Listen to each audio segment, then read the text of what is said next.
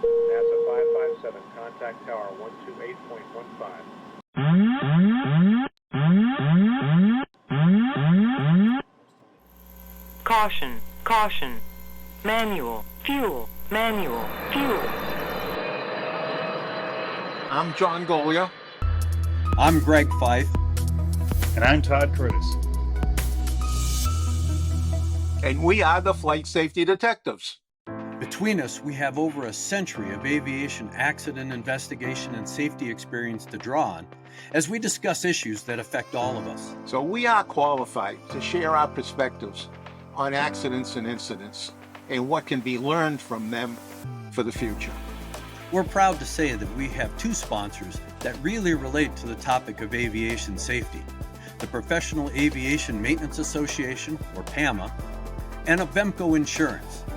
Later on in the show, we'll tell you how you can get a 5% discount on your insurance just for listening to the show. We don't just dissect the official reports. In every episode, we identify safety issues and take the mystery out of accident investigations. So maybe pilots and their planes can have safer flights ahead.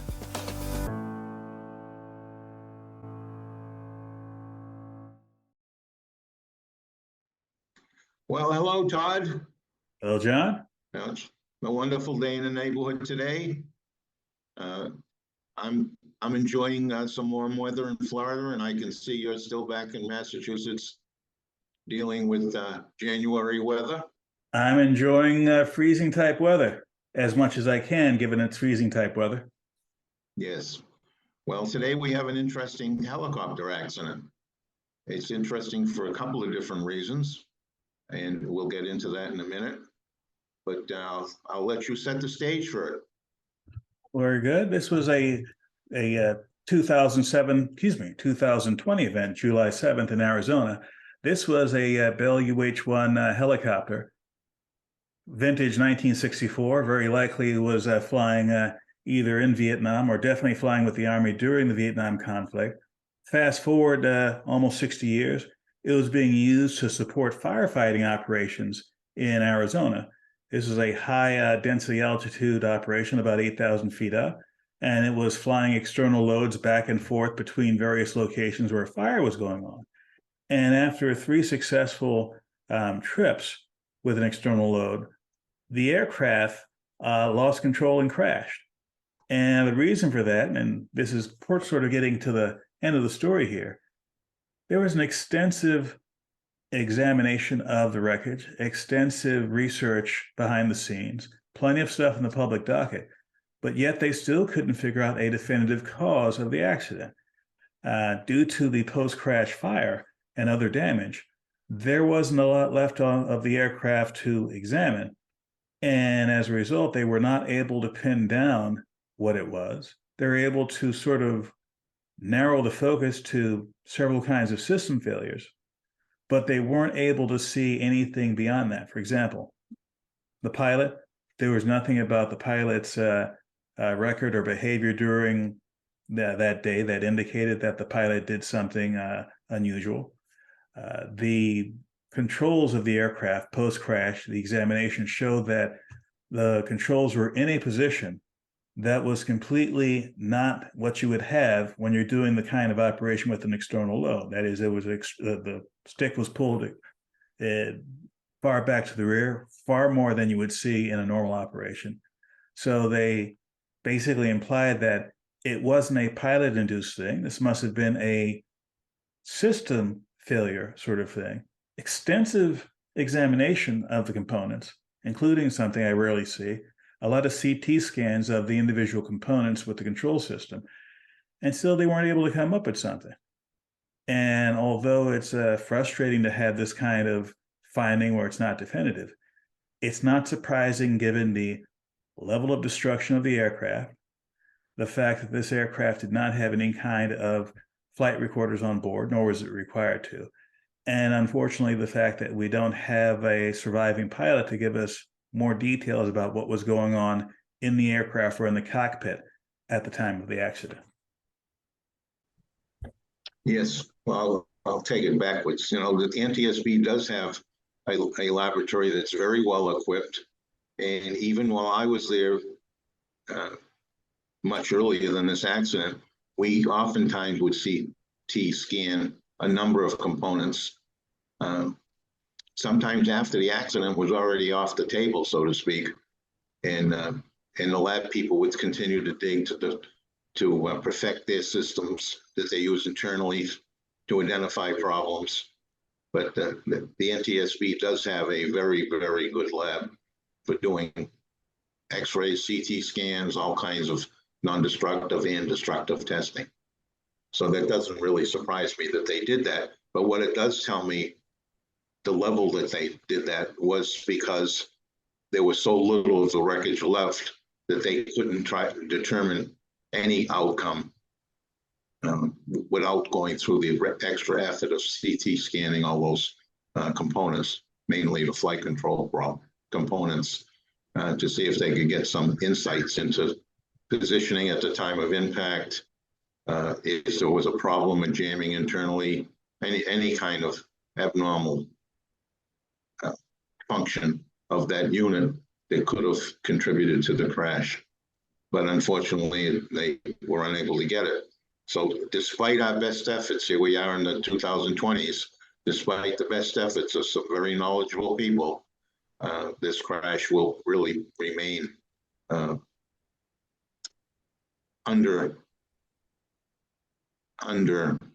evaluated and not a very big contributor to aviation safety, because we just don't know. But then again, it's also a 60-plus-year-old airplane, or not quite 60-year-old airplane, very common in use for cities and towns. Used to be all sorts of people using surplus helicopters because they were very, very inexpensive to acquire. But most of that's dried up now. That these particular airplanes are long gone from the inventory everywhere. But there are still few organizations that operate them, but not for commercial use, parades and giving people rides at military type air show functions. So they're out there, but not in large numbers. So that sort of moves them down on the radar for the FAA to really focus in on them and try to make changes to the airframe, which was never a commercial airframe, so that comes with its own set of problems as well. So it's an interesting accident, and it falls into an interesting little niche between all of it. But there are some things in here that are a concern. What the first thing that jumped out to me as I was reading it, and you mentioned it a minute ago, was the number of loads that he did. Carrying a sling load under a helicopter is not for the faint of heart. Right? It's a lot of work on the part of the pilot. If you got this heavy weight underneath you, you're moving it, it's lagging. You've got in and around fires, you have sometimes gale force winds that are generated because of all that heat coming up and drawing cooler air in from the sides. So you could have this load really swinging in a direction that you weren't expecting. So if you're moving forward, the load's going to lag behind you. But if all of a sudden strong winds hits it, it buffets your vehicle, your airplane, but it also shifts that load and might shift it to the side. And now you've got 2 or 3 different opposing forces acting on the helicopter and making control very, very difficult. And there's no way of recording that that's going to benefit the accident investigation. So you've got all of these different things that come together that are not recorded. They just happen and nobody knows about them, except the guy in the cockpit who's trying to figure out what the hell's happening to his vehicle and trying to control it. So it's quite difficult. So that kind of mental and physical fatigue in controlling the helicopter very likely was a contributor to what we see happening here in this accident.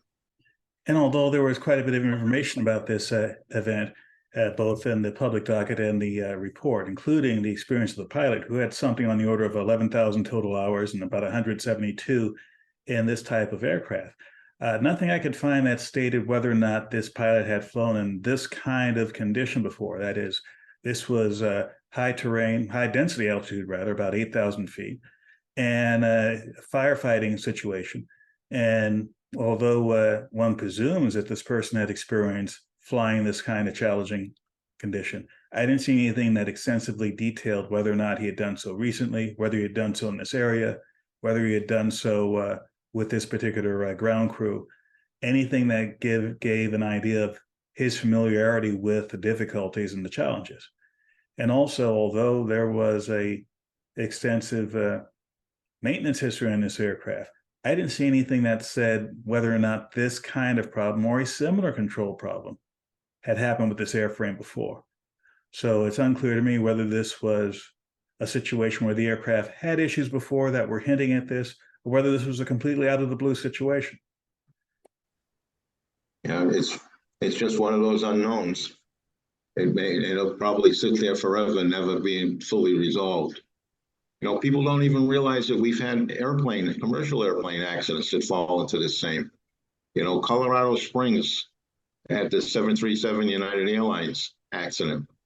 And at the time, the NTSB said, well, the most likely cause then was mountain effects for wind, you know, downdrafts and the crazy wind that we get around mountains under certain conditions. And that's the best that they could come up with. But then years later, many years later, because of the 737 crash in Pittsburgh, U.S. Airs, and we did extensive work with more information available to us than a early flight data recorder. And 5 years worth of work. Took us 5 years to get to the bottom of that accident. Finally, we came back and found out that it was a hidden flaw in the flight controls on the rudder. And Boeing ended up retrofitting every single 737 out there around the world with new hardware to fix the problem. But it had been sitting there all that time just waiting to cause another problem. And it did, killed a bunch of people. But that won't particularly happen on this type of equipment because there's just not enough of it out there. It's not going to be flying passengers commercially. Well, at least I don't know of any commercial operation with a Huey. Because they were military aircraft, most of them are in the experimental category. So I'm not so sure that that's going to be high on anybody's agenda to continue to follow this to try to find the problem.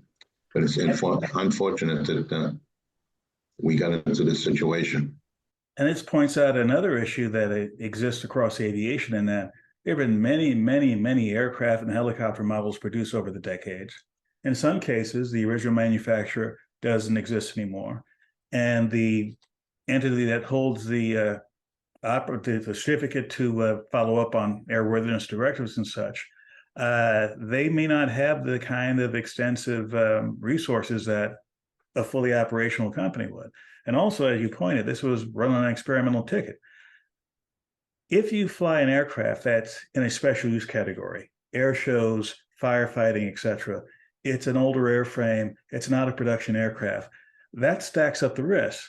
Not an unacceptable risk because, for example, for firefighting, there are all kinds of aircraft out there doing firefighting, which are long past their prime as a commercial aircraft used for other things. Yet they're used for firefighting, and they do crash on occasion, and they sometimes do so in a spectacular way and kill all the crew on board. But this is, I would say, societally considered an acceptable risk.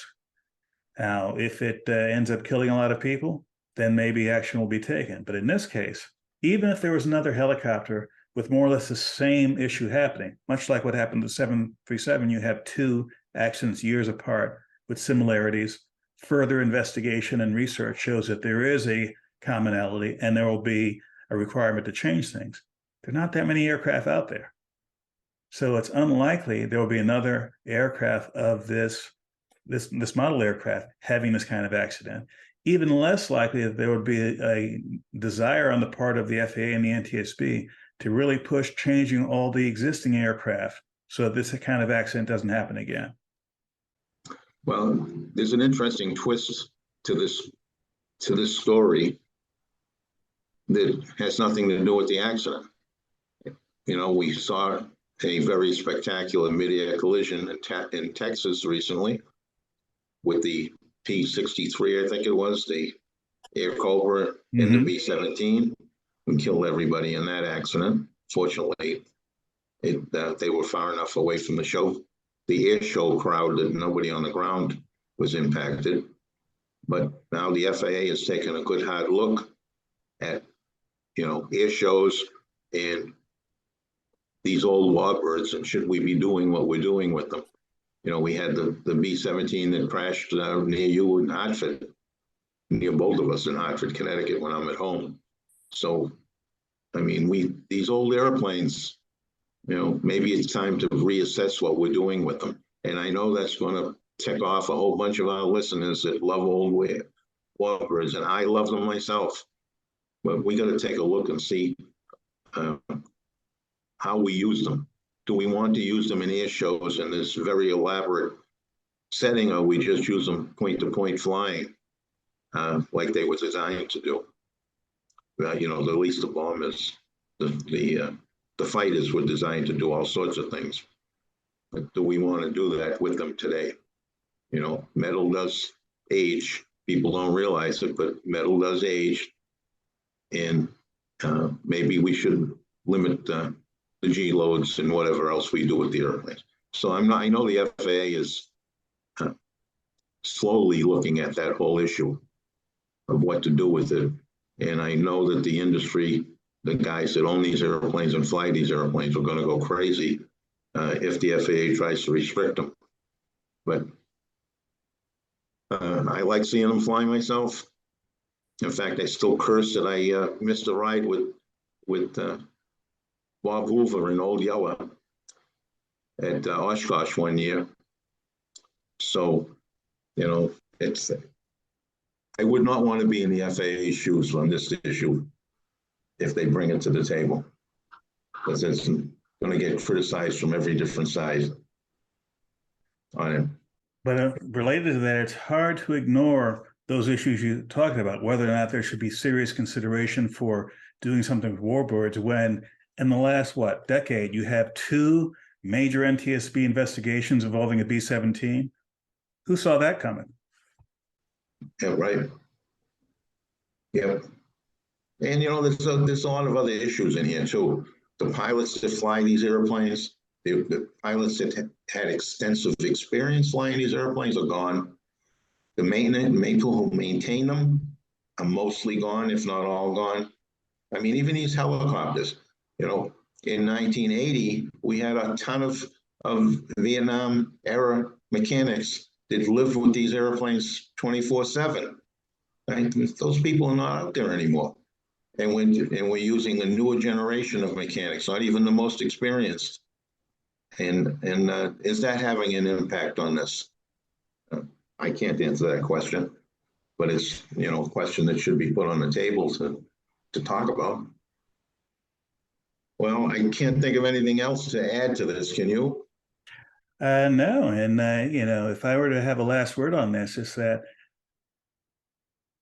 some accidents, it's pretty obvious that there's a reason to make extensive changes, a reason to look at this as a serious issue that might change how aviation is done. This isn't one of them, but it's also an example of the kind of event and kind of risk that's faced every day, in that there are various levels of risk in aviation.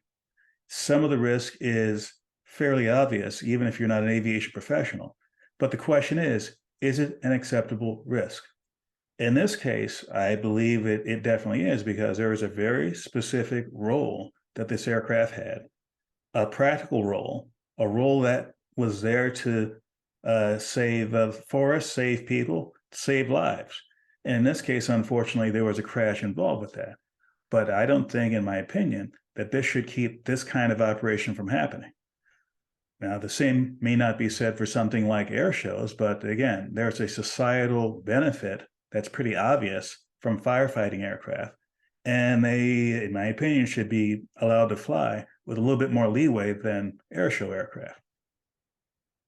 Yeah, they typically they do.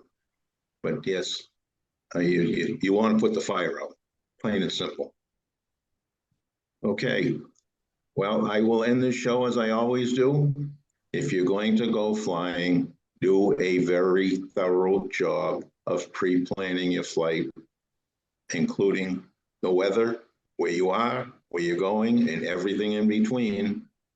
When you get out to the airport, do a good pre-flight on your airplane. If you don't know what a good pre-flight is, get a hold of a mechanic that works on that type of airplane and have them give you a quick walk around, showing you, pointing out what to look for. After you get in the air, put that head of yours on a swivel.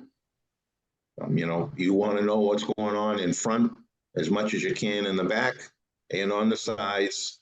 Make sure your situational awareness, you know who's around you, because we still have too many mid-airs. We just talked about the famous one. We still have too many. If you're a student pilot, cover yourself, get a policy for renting airplanes, protect yourself, protect your family. High cost of an accident. That most people don't realize the numbers and how big they get when there is an accident and how quickly they get there. And please fly safely. Thank you for checking out our show. We really value our listeners and subscribers. Our podcast gets ranked by you and how much you like it. So please give us 5 stars in your podcast platform. We want to keep in contact with you. We are on Facebook, Twitter, Instagram, and of course, YouTube. You can email the show at flightsafetydetectives@gmail.com. By the way, if you're on YouTube, we're really working on growing the channel, and it helps if you all send in comments. Please do that, and we read all the comments. And be sure to subscribe.